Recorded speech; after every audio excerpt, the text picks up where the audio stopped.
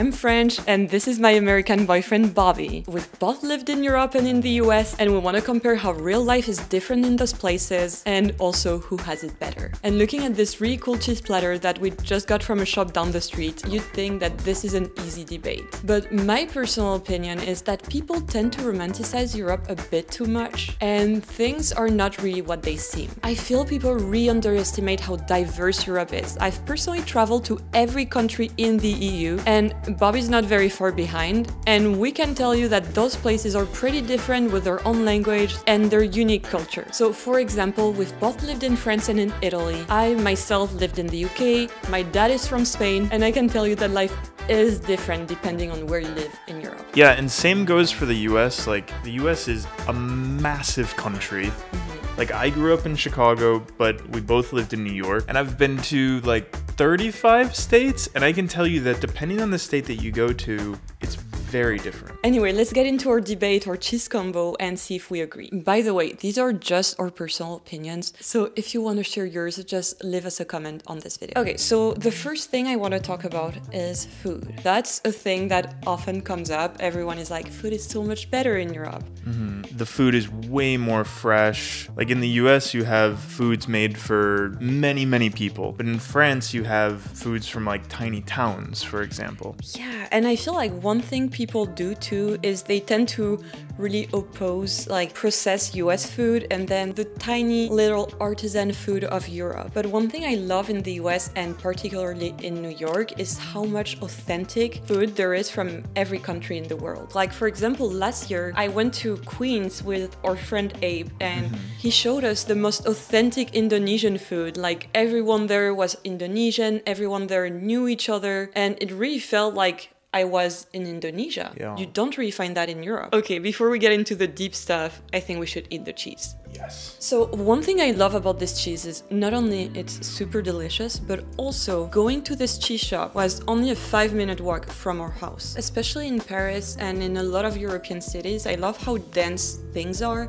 and how walkable things are as well. Like it takes us literally 15 minutes to go from place to place here. Well, that's one of the coolest parts about Paris is you can walk for an hour, and every single place you go, like every street has something on it. Like there's some cool cheese store, there's some cool shop. And I feel this is like that in most of Europe as well. There's a lot of walkable places. Public transport is really good. I think that's a thing that's not as big in the US in places like that are not New York. Well, I think it depends because like in Chicago as well, there's a pretty good transportation culture, but I think it's when you like start to travel to different cities.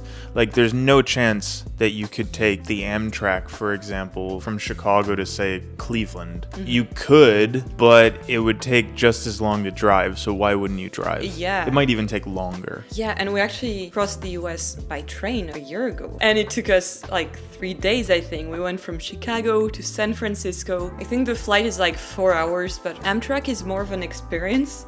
Whereas in Europe, you have all these trains like going from city to city. Like 2 weekends ago, I was in Belgium visiting a friend, and it was an hour and a half from our home. Yeah, like that's crazy. That's so insane that you can go to another country in such a quick time. 90 minutes to go to Belgium, it's you could just go there for fries, you know?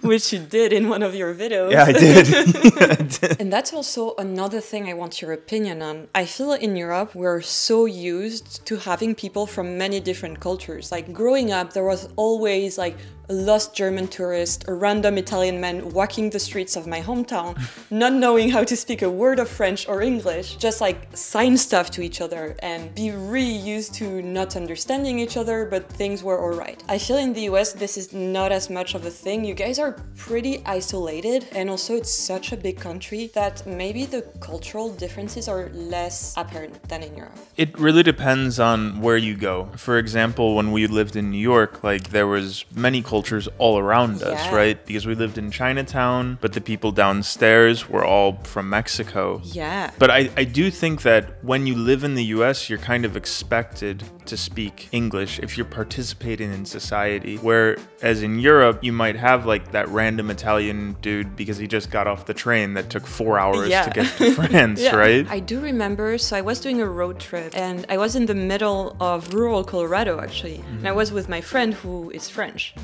And we were speaking French, you know, like normal French people do.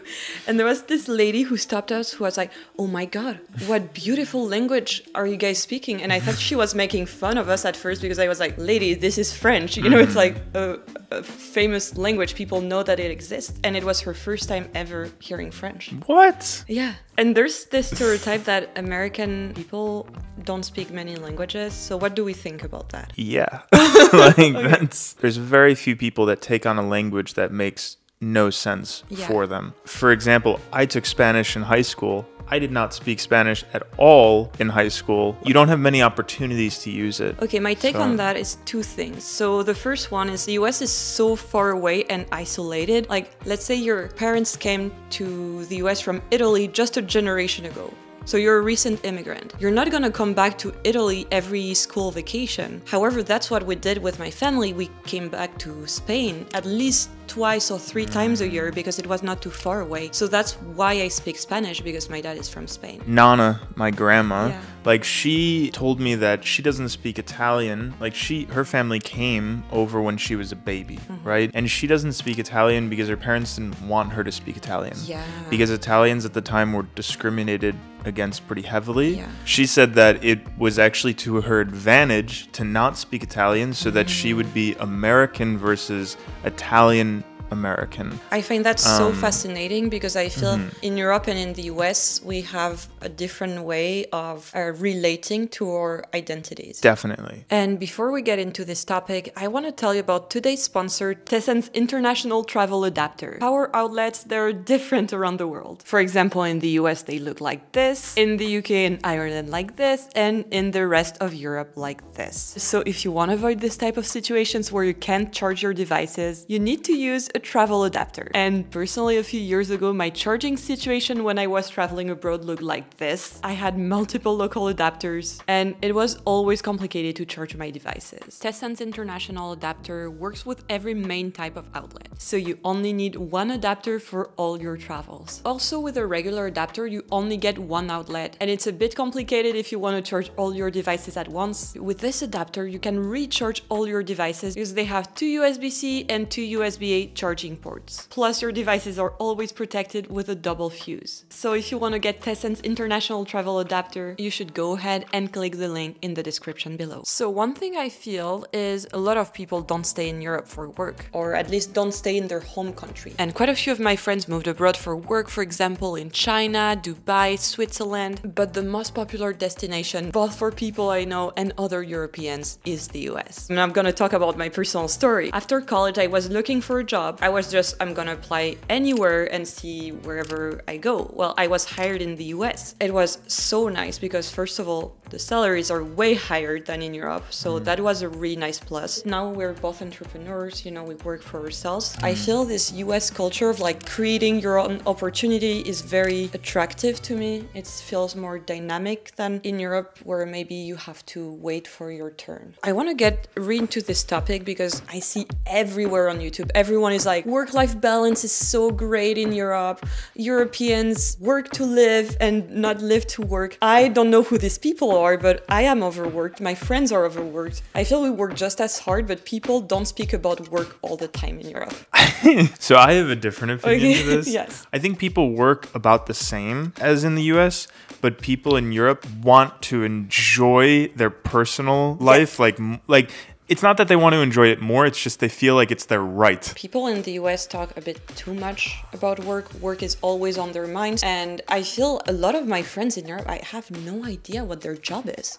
Just don't know what they do for a living. Often in Europe, people speak about general topics. And I feel it is so much easier to meet people, at least for me, in Europe, because you don't need to have something in common with a person to have a good time with them. You can talk about a general topic that you enjoy. Maybe there's more of a culture of just meeting up with people in Europe to for example, grab a drink or have a coffee or just having like a conversation. So I do think that it's cultural in terms of like how people spend their time. Whereas I do think in the US, like you're doing something. Yeah. At Yoga work, I was class, I don't always know, meeting with like- people to do workouts. Yeah. That will never happen in France. People only want to drink with you in France, I feel. And, you know, I love drinking wine just like the next person, but after a while it kind of gets boring. And I love how fun it is to try different activities with like different friends in the US. Yeah, another thing I like about social life in the US is like how friendly people are in everyday interactions. I think this is like so nice compared to France in particular, where people are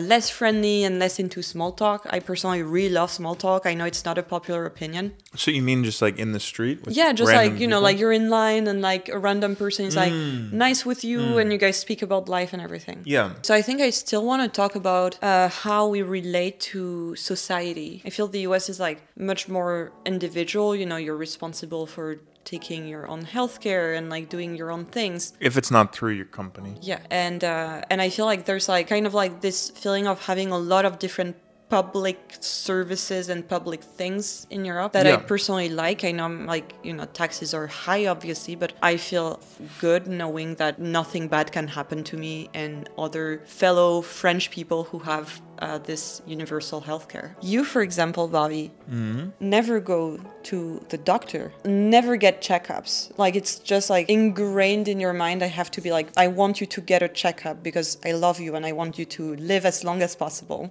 I just don't like the doctor.